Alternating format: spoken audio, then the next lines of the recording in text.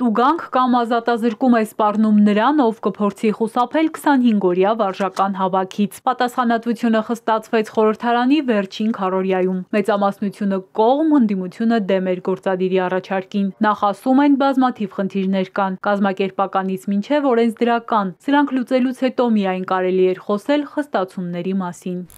Մարդկանց չներկայանալը ունի օբյեկտիվ եւ սուբյեկտիվ պատճառներ։ Մի կողմից հասկանալի է, որ պետք է օրենսդրությունը այնպիսի իրավիճակի բերի, որպեսզի հնարավոր լինի վերահսկելություն ապահովել ինչպես օրենքի կատարմանը, այնպես էլ այդ գործընթացի իրականացմանը։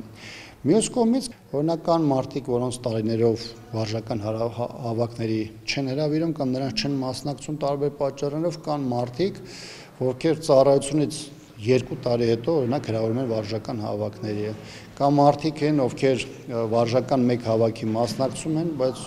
կարճ ժամանակ անց կրկին հրավիրվում են հավաքների։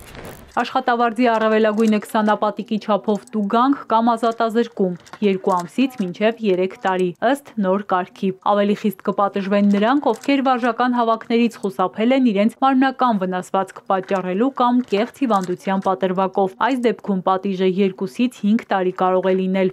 Լավ օրից չեն վարժական հավաքները։ Մարտական հերթապահության ժամկետային զինծառայողին փոխարինելու խնդիր կա, ասում են ընդդիմադիրները։ Եվ թող չհոխորտան, որ պայմանագրային զինծառայողներով մեր զինված ուժերը լցված են։ Ոչ, վարժական հավաքները բացը լրացնելու համար է։ Ցանկալի չի այս ամբիոնից հնչեցնել, որ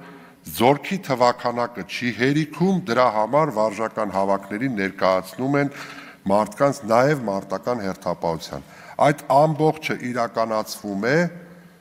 մասնագիտական գիտելիքների, կարողությունների ամրապնդման եւ նաեւ մարտական հերթապահություն իրականացնելու միջոցով իրենց ծառայությունն իրականացնելու համար։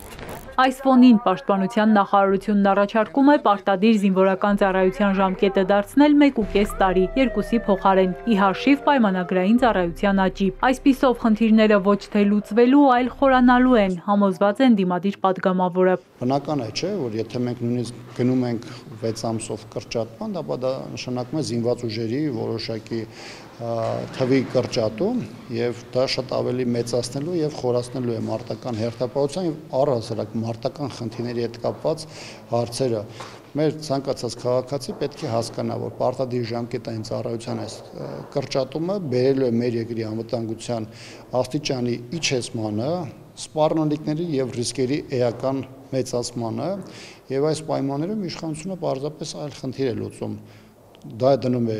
իր ընտրական գործընթացների հիմքում հասարակությունից լրացուցիչ ընտրաձայն բերելու եւ երկրորդը կատարում է ադրբեջանական պահանջը ապա ռազմականացման։ Մյուս կողմից ըստ Տիգրան Աբրահամյանի խնդիրը նաև բարոյահոգեբանական է։ Իշխանությունը նվազեցնում է բանակի դերը, վարկաբեկում զինծառայողներին։ Սա փոխում է նաև հանրության վերաբերմունքը բանակի հանդեպ։ 25-օրյա հավաքներն էլ պարտադիր զինվորական ծառայությունն էլ դառնում են օրենքի չոր պահանջ, իսկ մարդիկ մտածում են այդ պահանջը շրջանցելու մասին։ Էրմինե Ղարիբյան, Հարություն Հովսեփյան, Էպիկենտրոն։